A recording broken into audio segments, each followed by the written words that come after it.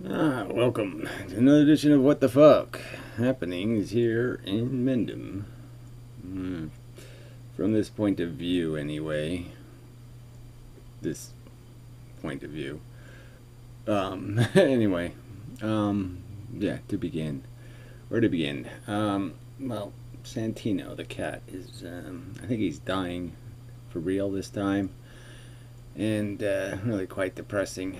So the other cat went blind and then died, and a couple of weeks ago, and Santino. So it's not been a good year for me.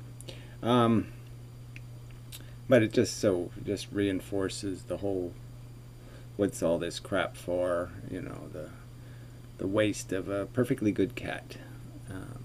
Yeah, and the fact is that you have to do this fighting against it. He's a fighter, so he's fighting to live, fighting to maintain the world he knew, the habits he knew, and it's just hard to watch.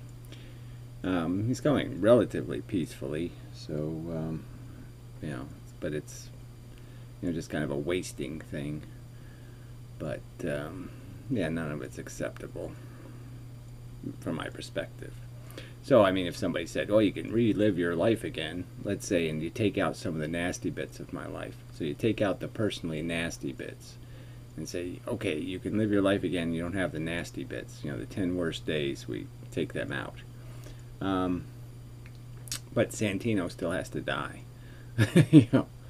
No, I'm not buying it. I wouldn't impose it on a dog or a pig or a water buffalo or a tree sloth. The process is just not. It's too rude to the beauty that might be considered our consciousness, and it's an offense to it that's just too rude. Not unacceptably rude. That we're wasted this way. So, I mean, that's just sort of depressing, and antinatalism subject, really effelism from my point of view. But I have to go with the popular jargon and the popular conversation, which is always this human-centric one, which is just so irritating. Because, frankly, the cat was one of the best friends I ever had. And he had more personality than most people I've known, and was more worth knowing, more dependable, more reliable. Tried harder, and it's just a truth. But it'd be a truth even if I didn't personally get stuck with this relationship to animals in this personal way. I mean, it's just a fact that they're living lives that are not that much different than ours. They just don't have as much mathematics in their world, and they don't have this knowledge of as much good and evil and all that kind of stuff. So they're just living it as a sensate experience, and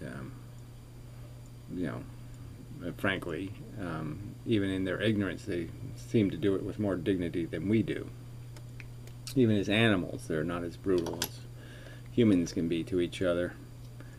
Not entirely. Yeah, obviously the killing each other thing is bad, but like I said, in the context of their complete lack of knowledge, and the fact that we have complete knowledge of the overt, nastiness of imposing on each other any brutality whatsoever.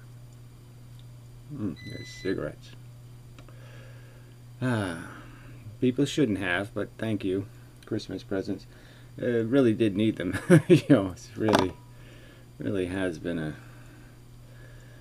an unpleasant few months. But anyway, so there's lots of ways to try to talk about this, as I'm trying to point out, and there's little articulate pieces of language that can be used. And so this character, medic character, used to be Obsidian Teen, whatever else.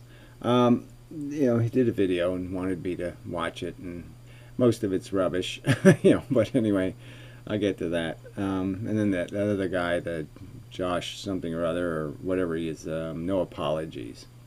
Even that name is just such a glib person that would say something like that. No apologies. What do you mean, nothing? You're not going to apologize for anything? You're just such a perfect little fucker.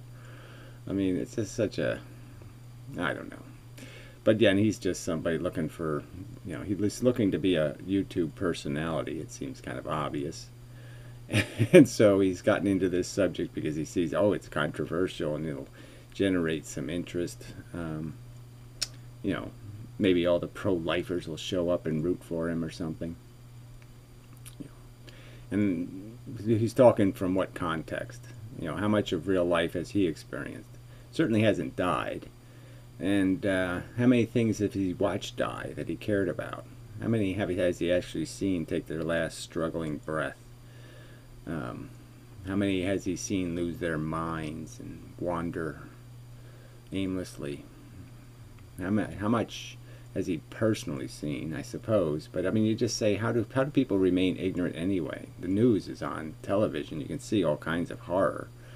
You can see people just kind of randomly wiped out by earthquakes and shit, and trapped inside of buildings and all that kind of crap. And you can know it's just got to be absolute horror. Just can't get any more dismal as you slowly die, trapped in a bunch of rubble somewhere. And you physically fight it because that's all you can do. The body just fights to live. And you struggle and, drink your own piss and all that kind of shit. And, just horrible. Gnaw your arm off. I just... and they think they're doing something. Oh, it's all worth it. It's all good fun. And so some of this argument just comes down to, it always ends up being just an argument based on personal context. So whatever he's called, the head of the something or other guy, made a video, and it was in the Russian context, politically, Trump, this whole catastrophe of people being just dumb as bricks. And but they know they probably do know they're being assholes, selfish and stupid, that this is really reckless kinds of ways to run the world. But I don't think they really do. And I think they are it's all psychology, it's all just rooting for some stupid home team. Politics is just so thin what people understand about reality and who they think is the good guy. And they have no real idea because they don't know anything else but a cosmetic, he's got the same hat as me. He has the same favorite color as me. Some kind of bullshit like that, and that's why they're fans, and that's why they believe. And so they just say something, make a bunch of fake promises to a bunch of fake totem poles like Trump did. All of a sudden he got religion and the Bible means something to him, and he's, when obviously it doesn't. The only part he cares about is the part where, well, maybe some of that religion is good to keep people, these ignorant masses, from, coming for us. He thinks it's a good policy in terms of being able to control the imbeciles. But he's just another form of imbecile. So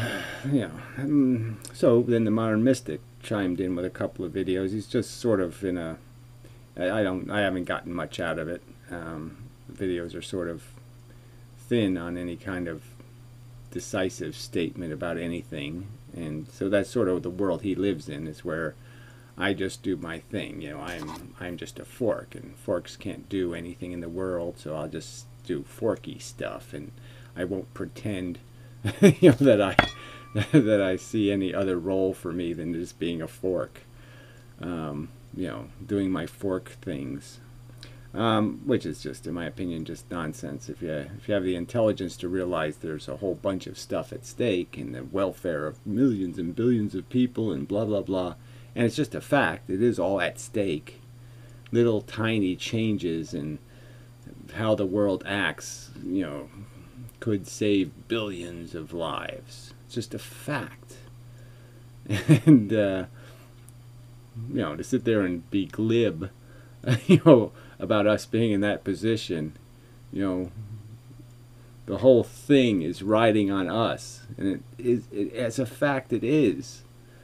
And, yeah, how can you be, you know, unpersuaded to not spend a little time being a little angsty about that and just saying, what is my role and what role am I playing, and maybe I shouldn't just be a fucking fork, you know. You know, maybe I should just quit role playing, quit being a little pantomime horse, you know, and hopping around pretending I'm doing something. Maybe I should actually do something, you know, at least say something, you know, meaningful, than this rubbish of nobody can know anything, and it's all too blah blah blah, and you can't fight City Hall, and blah blah blah blah blah. Well, maybe you can't, but it's the only game is trying. So, I mean, I've always said that over and over. So I made one video where he got to a subject I've talked about in the past. Is, you know, it's sort of an interesting thought subject. Just, you know, I don't know if it's really a thought experiment, but just thinking about how you're better off. In what way would you be better off? Would you be better off living in another country? Would you be, you know, can you imagine, what if I was a Chinese person living in China, and what would my life be? How would I how would I have spun, you know, that existence? What little aspects of my personality can I say are enduring, and they would have emerged in the person in China in some way because of who I seem to be as a being.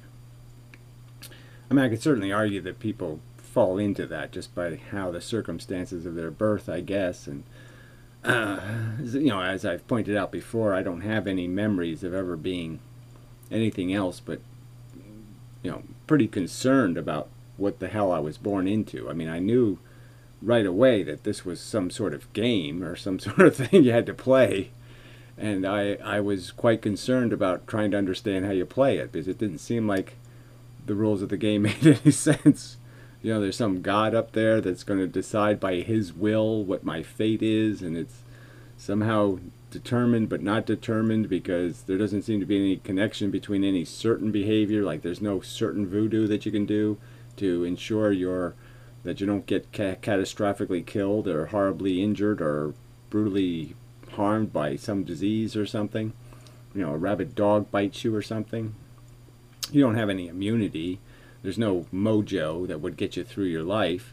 That seemed quite obvious, you know, from what I was getting as feedback from the silly people of what the story was, of what the game is I was supposed to be playing. So I'm just saying that it occurs to me to say, well, that seems like something that was very early, you know, a component that somehow happened to me very early, and it didn't happen to these other people, or somehow they just got caught up in it quite easily and just started spinning, you know, like everybody else, the same speed as the fan was spinning. They were, you know, they played right along, were very harmonic, and I was always out of sync. I was always out of phase with the agenda, because I was trying to figure out I wanted to know how to play the game before I played the game. I didn't want to start playing until I knew what I was playing for. And it seemed like the stakes were awful high. And so, yeah, I'm just saying, so clearly that attitude make it really easy for me to be a little pessimistic as you grow into life and realize, oh, the whole thing is made out of absolute shit. I mean, nothing has any true, there's so little of it that has any integrity. The heroes aren't really heroes. The villains aren't really villains. You know, there's just so much bullshit. The physics isn't even physics. You know, it's all kinds of unphysical things making everything happen. I mean, even the science is full of shit. And, you know, most people on Earth are imbeciles. You know, silly fables they're living by. It might be talking about, you know, Bugs Bunny and Heckle and Jekyll and the Three Pigs. I mean, it's just, you know, they're living in a completely bizarre, silly fantasy of this little babbly story, you know, of witchcraft and voodoo and mishmash, you know, Jeebus. comes to save everything. And there's no evidence he saved anything from anything. Didn't fix a goddamn thing. Didn't cure leprosy. Didn't fix one disease on earth. Not one. I mean, you think he'd at least cure one disease just to say, there, see, I really am God. But he didn't do anything. He did silly little tricks that nobody really saw, you know. Did we just hear the story about them feeding a million people with one fish and a few hunks of bread or something, and walking on water or something? Oh, I rose a dead guy, you know. But nothing, nothing lasting in the world. No writing God in the clouds or something permanently, or making a God tree, that spells God. The word, the word tree. An intelligent bush, something, just nothing, nothing, and they still believe the bullshit. And you're just, wow, that's so distant from my life experience. It's just so preposterous a way of thinking from my perspective. How could you have any confidence? I mean, I can see going along, I can see, being afraid to be different and fitting in and all that kind of crap, and I can sort of understand that, ooh, yeah, the atheists look all nasty and brutal, and they all make bad jokes, and they're kind of bullies, and all right, so I don't want to be one of them. But it is just such horse shit, preposterous shit. So that sort of gets me back to this video by the meta character guy, because yeah, it's just like, it goes from a simple premise, okay, survival. It's a bullshit word, right? As I've said too in the past, nobody survives. You just live longer or shorter amounts of time. And what does that matter in a world of 7 billion people that are just doing the reoccurrence thing over and over again? So in a sense, what's the print? And all you can do is that the shorter your lives are, I guess the more iterations you get of probably the better part of the ignorance of youth.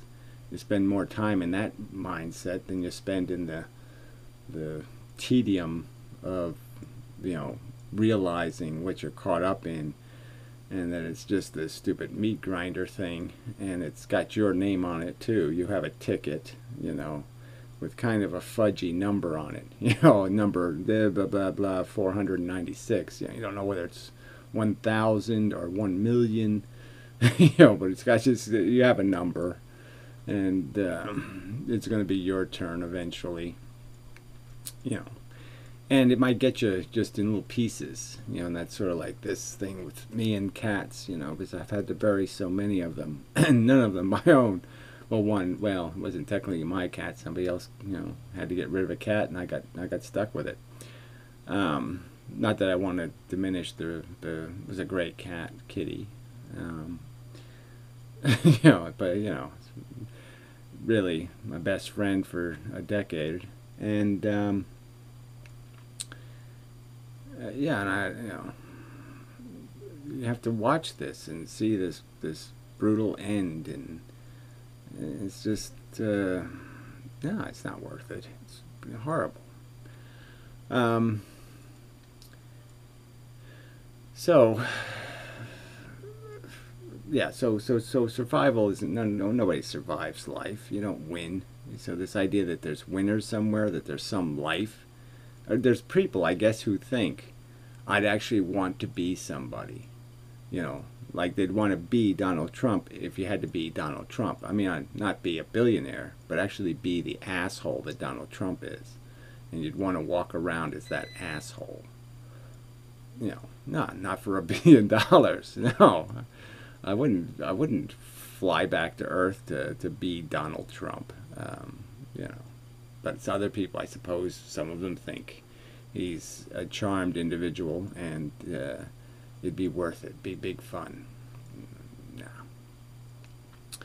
And he's not going to win in the end. He's going to choke his last also, like everybody else. I mean, clearly some people get off, heart attack, dead, that's it. No. So some people get off easy. And in a sense, the people around them get off a little bit easier. Not in the dependency sense. I'm not saying families being orphaned and stuff is good. I just mean that, you know, quick and painless. You just, you know, it's the way it should be. But yeah, it's always the loss thing is always there. The fact that you have to change your habits and your mode of functioning in the world because things that were as real as your leg are gone. You know, things that were as real as your index finger or something aren't in the world anymore. So it's like a piece of you gets torn off. So back to the meat grinder, you know, sometimes it's not just that we almost die more than once, you know, almost get sucked in, might have our pieces of us taken away, like we might go blind or we might get diabetes or you know all kinds of crappy things can happen to us. And so we don't die, we just kind of get, you know, ripped to pieces and we have to limp through the rest of our lives. Or you get meat grindered just by being close enough to have everything that's, you know, in the gravity around you, watching it get sucked into the black hole, so to speak, and having to deal with that separation. We call it separation. It's a traumatic there's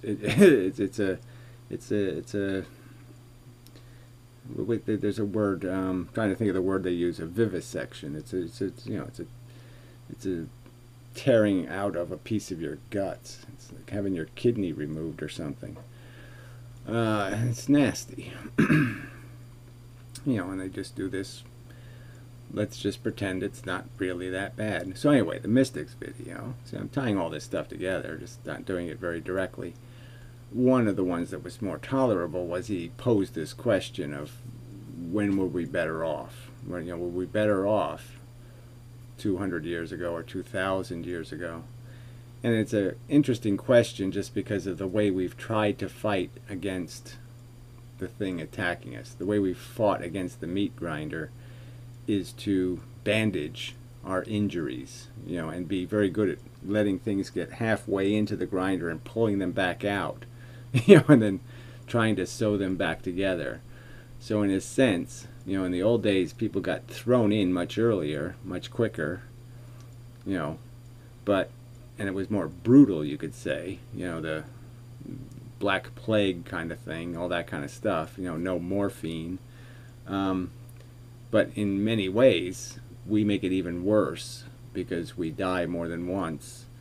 And, you know, we tend to the physical wounds, but we don't get to the ones that are really the nature of suffering. So we manage to live horribly disabled. I mean, really horribly crippled. So we spend a lot more time disabled and crippled. And then you go with the aging thing, you know, all of that extra brutality of, you know, people didn't live with Alzheimer's. People didn't live long enough to get it in the first place, but when they did, you know, they got into too much trouble to survive. And, you know, life was too tough. And so you didn't survive your Alzheimer's. You know, you didn't go to a nursing home and somebody take care of you and all this kind of stuff. It just wasn't the way life worked. So it killed you rather quickly. And we just extend that whole dying process. So it's, in a way, you know, in the past, you lived less, but you spent less time disabled and dying, technically. But you had that increase of, you know, untreated leprosy, all kinds of diseases that people did walk around with that were really bad. So, you know, I would just say on balance, our civilization, because it is afraid to deal with death and recognize how important it is to preserve dignity and do everything possible to negate the possibility of wasted suffering, you know, completely unnecessary. You know, we haven't used our technology to maximize the alleviation of torture. And that really should have been the ambition, rather than preserving some notion of survival which can't be preserved anyway. You're never going to survive. You will die. And resistance, in some sense, is futile. That Borg will own you. And, you know, there's not much point at certain points fighting too hard, because the time you're buying isn't going to be premium time. It's going to be medicated and not very productive and not very comfortable. So, on balance, you could almost argue that as brutal as the past was, we've made it only worse rather than better in terms of how much conscious time is actually spent in a state of mind. And so I guess I could argue that people spent more time in the past being strong and capable than we do. And, you know, just a fact. So, yeah, the cat came into the room. You can probably hear him. He's a little wheezy.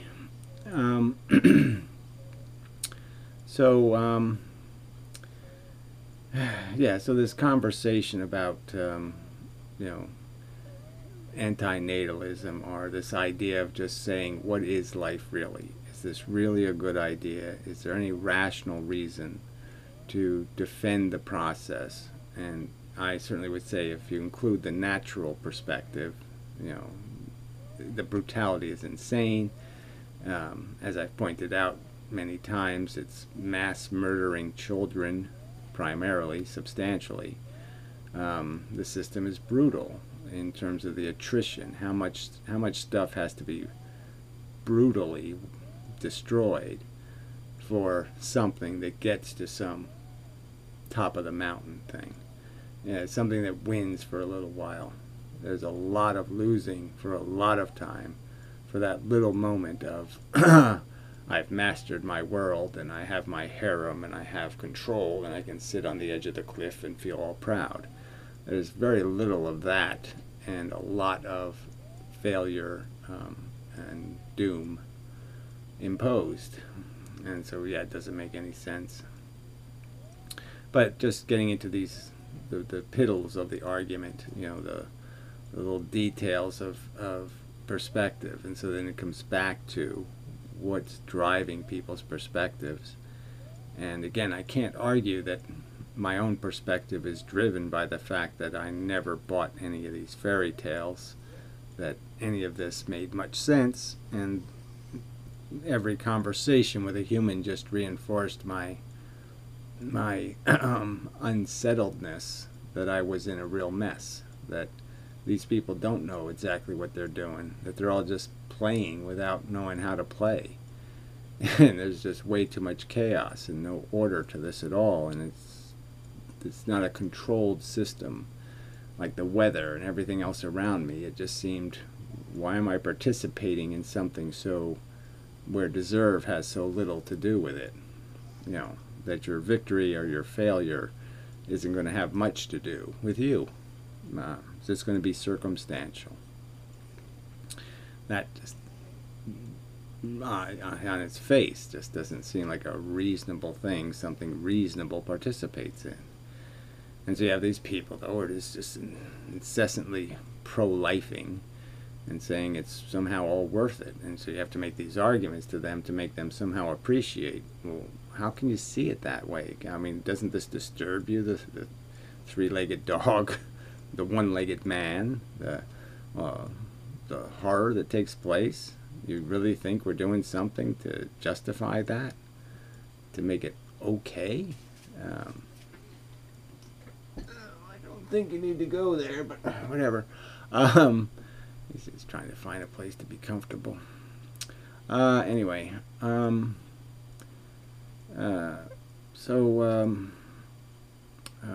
was I? Yeah, so there's just these arguments about trying to inspire some sort of idea that, can't you see how you've just bought into a whole story, and fable, and if you really look at it, it's not a fable. It's no happily ever after. And then you just do these logical arguments like you can't see the difference between the necessity of alleviating suffering. Like if this was suffering and it's just sitting there in front of you, it's just going to be basically saying to you, oh, that needs to be prevented. I need to give that person morphine, or I need to give them a peaceful death, or I need to fix it. I need to put a Band-Aid in it. I need to, need to cure it. Need to fix it. It needs to be fixed. Somebody's got ALS or something. You just, no, that needs to be fixed. That needs to be fixed. It's necessary that there's a fix. There's a real necessity. And if I have somebody's realized ambition over here, some sort of, oh, I won the lottery or something over here, this has no necessity. I don't need that to happen. There's nothing in the universe that says, that's got to happen.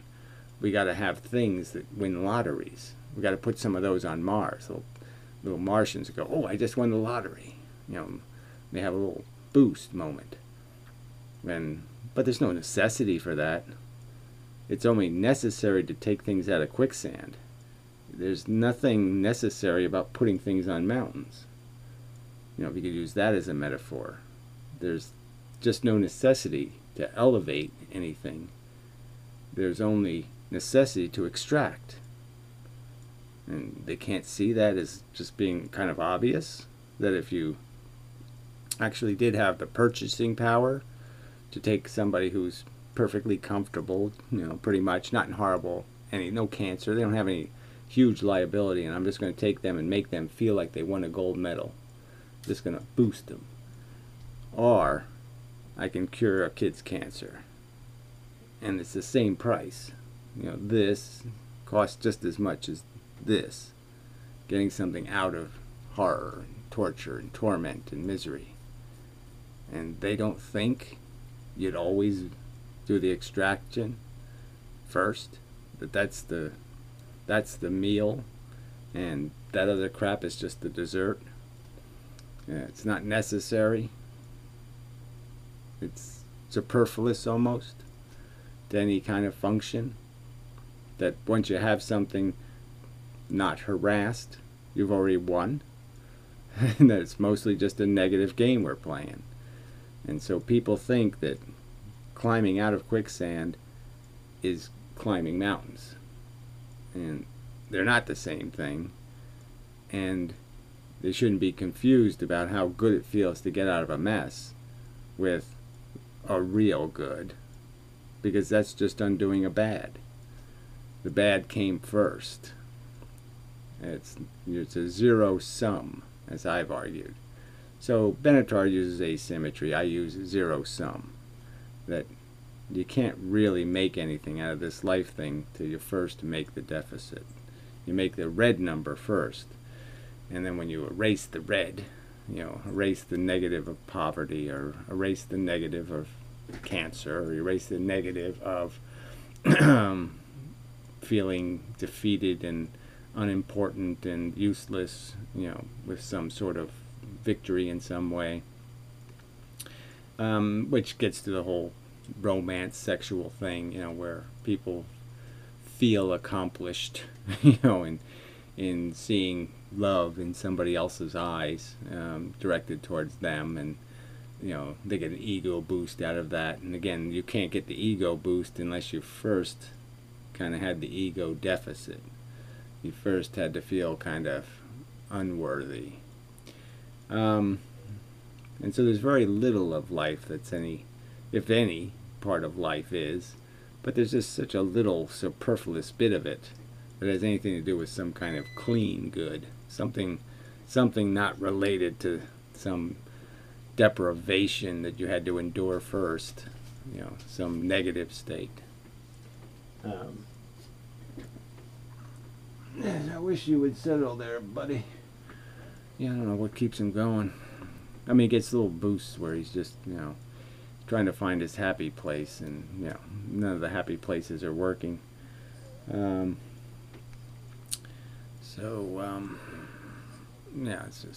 really rough. It's And anyway, um, yeah.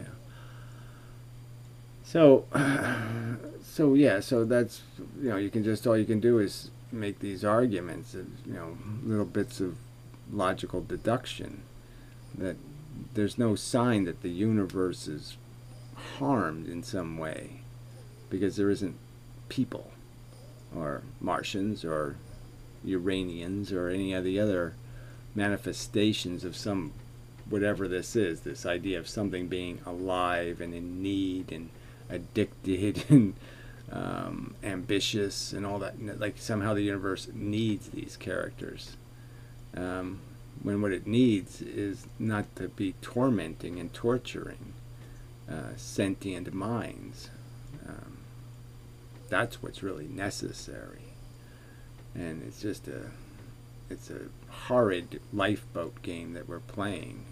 It's not this is like the worst fairy tale you could write, is what life really is.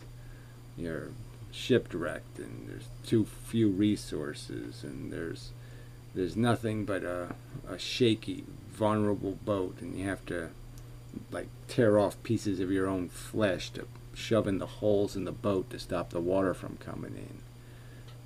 This isn't a good story. And these people glorifying this as some sort of great,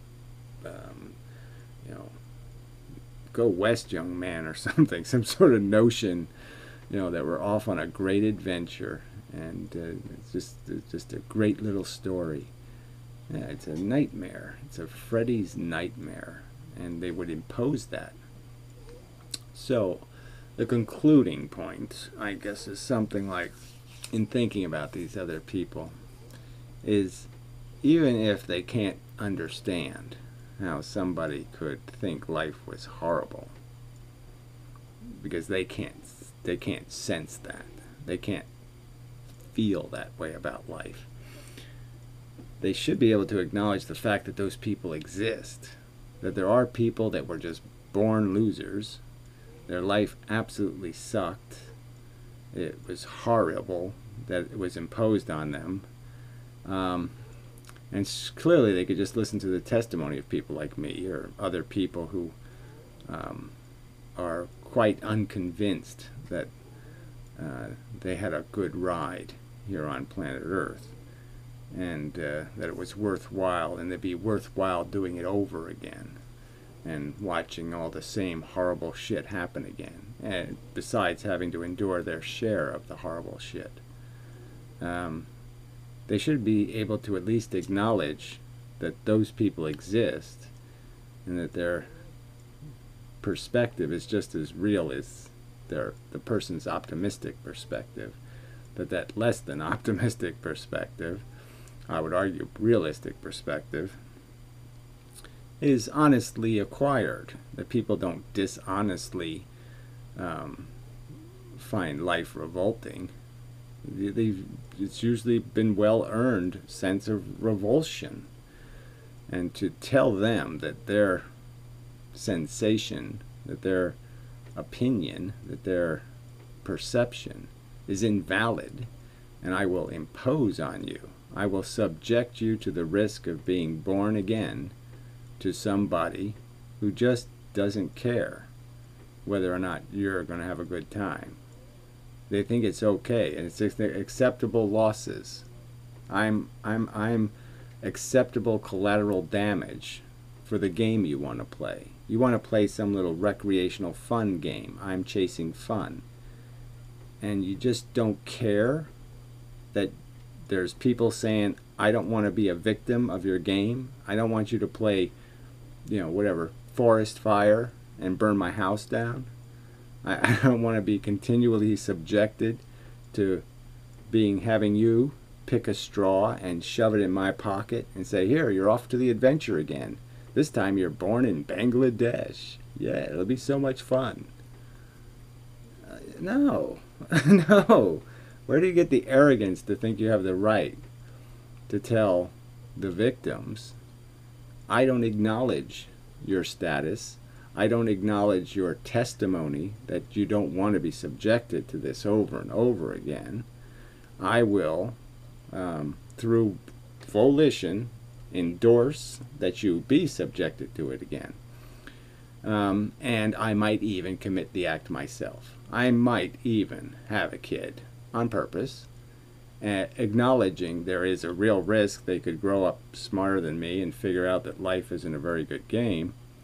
And I just couldn't care less. Fuck them and their negative attitude. Where do you get that kind of arrogance from? They can't see the arrogance in denying the collateral damage and denying that those victims, those homeless and those disabled and those broken people have some right to testify you burned their house down. You know, your game, they had to pay for it, and you're just going to ignore it and say you have a right to impose your judgment and tell them you don't have a say in this. I have the power to do it. I can have matches. I have a cigarette. I can just toss it because I have the ability to. I don't have a rational. See, I'm just saying, what's their reasoning to say why they should exercise that right? Because the right wasn't given to them by some grand intelligence somewhere. It wasn't bestowed for any kind of earned reason. You weren't given the matches because you were known to be a great match player. No. It just happens you have them. And you have to explain why you have the authority to use your power to fuck somebody. Rape them, essentially. Rape the victims. Fuck them. My needs are important. My desires are important. Their pain, I can diminish it. I can dismiss it. I can make it irrelevant.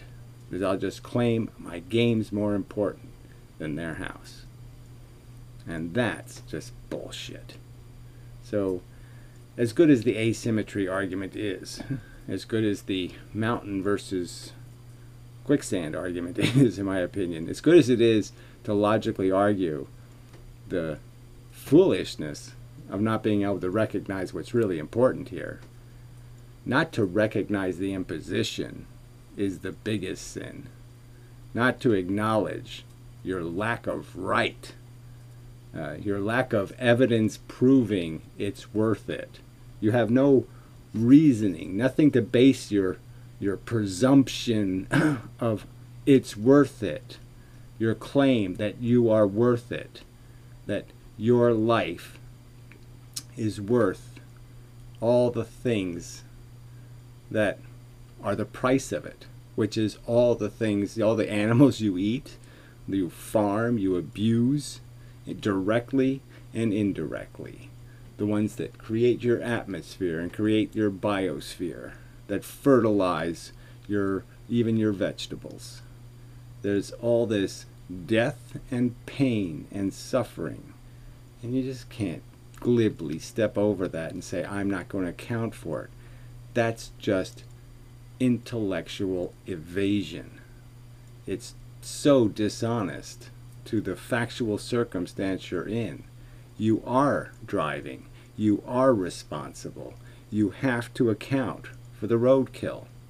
You have to be able to say, it was so important I went to that store that it's okay that a few things got run over because it's so valuable. And you think you've met the burden of proving that? Proving or demonstrating with some kind of evidence that your little Jedi adventure that's in your deluded little head really is worth you making victims? Not even close. So it just, it's not just idiocracy. You know, it's just not that people haven't thought about it. It's that they won't honestly ever think about it. So anyway, that gets me back to this meta character who I never even got to. But in the middle of this video, it just all goes bullshit. So I guess I have to actually be at the video to click ahead. So it's like, when you die, the atoms that make up your body keep existing. I don't see why the awareness would stop existing. Well, the awareness is, you could say we're made out of a checkerboard with checkers. The awareness is the checkers being in the shape of like Groucho Marx's outline. Awareness is a very specific arrangement of the checkers. And clearly, the arrangement of the checkers isn't recorded somewhere. There's no evidence that the configurations of our brain is fingerprinted someplace. So it's just silly to think that awareness is just checkers. It's checkers in a specific arrangement, brain. And once the brain is gone, awareness is gone. Now also just as clear, the awareness I have is the same awareness that Benjamin Franklin had, or Attila the Hun had, or Bingo the dancing elephant had. That idea of being conscious and sensate, yes, we all of these things have that, and the things living in the future are going to have that. So that's a commonality. That's a connection between the past, the present, and the future, in that it's all going to be us-like things that'll be doing this lifing. But there's no me part of it that will be passed on, and there's no me part of it that came from the past beyond maybe knowledge and some common experiences. A, B, C, D, E, like we could have those things in common. We sang some of the same songs, or we heard some of the same fables. It's just, nothingness is not a thing, so how could awareness go to nothingness? It's just kind of silly again. To say that nothingness, in the sense that this fork isn't a spoon. Clearly it's not a spoon. Clearly it's not a lot of things. It could have been, or not even could have been. It can be imagined to be. And that's true of nothingness. Nothingness is everything that could have been, but isn't.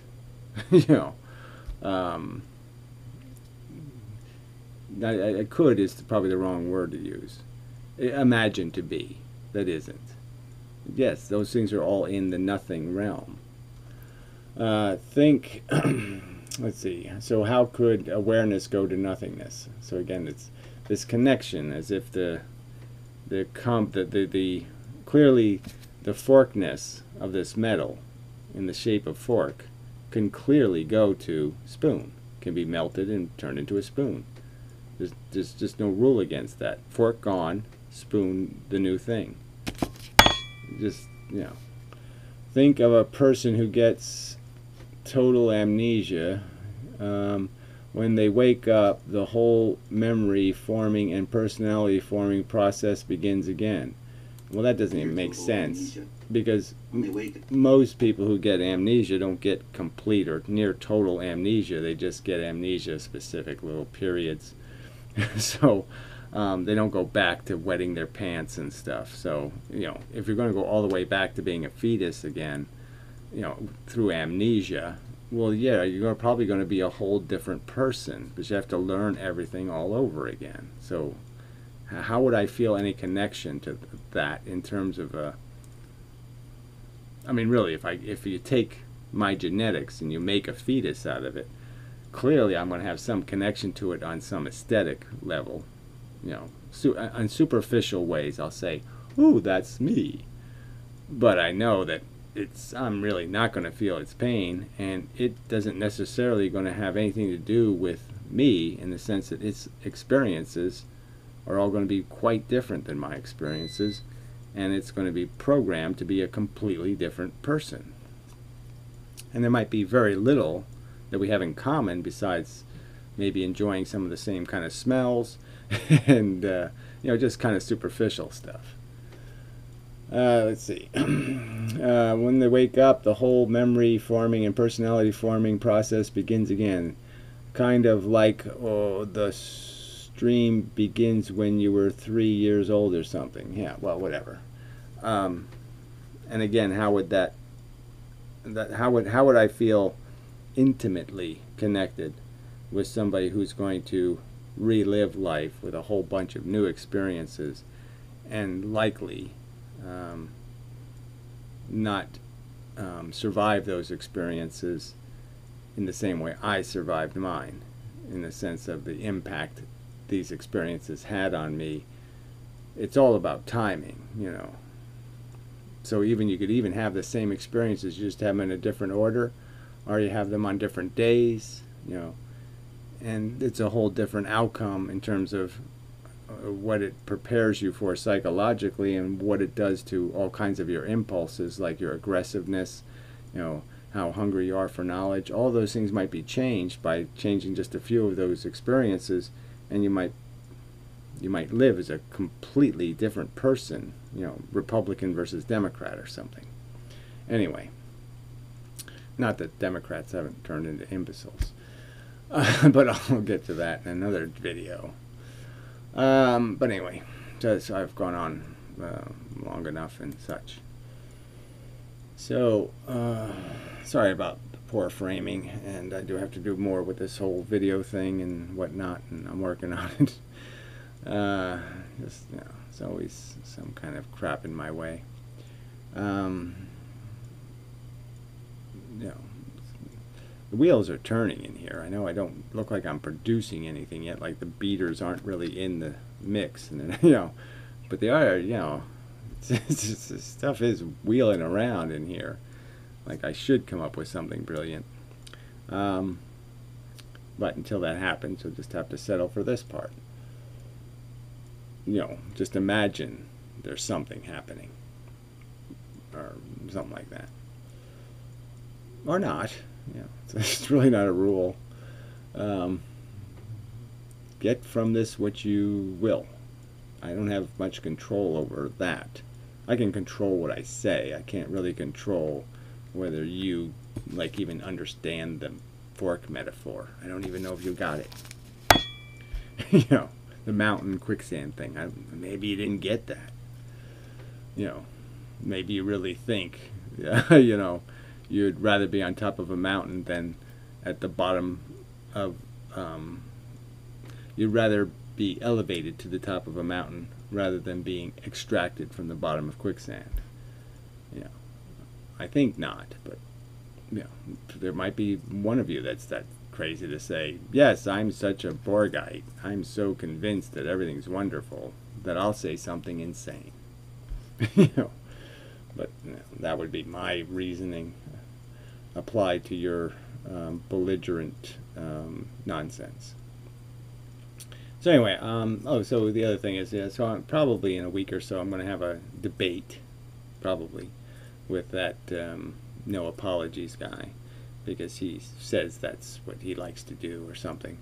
But like again, I think it's just because he's trying to stir up interest in his channel. So that's a little bit irritating, because you know, I really don't want to waste my time with somebody who's just trying to be controversial for the sake of it. Yeah, and that's what he sounds like he's doing. But anyway, we'll see what happens. Yeah, it's just we'll see what happens. Anyway, so until the next time and such. Thank you. And such. No, to everybody, you know, people do all nice gestures all over the place sometimes. So it's I do appreciate the once a month or so, or twice a month, somebody does something nice, and I really do appreciate it. It, you know, it does help. I mean, my life really is. It's really, it's meager and bleak, and so little bits of charm now and then do work. You know, but you know, don't be inefficient about it. Sometimes it goes wrong, where you know people waste too much money on, you know, something that, yeah, you should have done it some other way because it's too expensive that way. You know, something like that. You have to be careful. It's just the value thing, you know, as I pointed out. I mean, you know, money is sort of a precious thing. It just never should be wasted, because people die, to make it.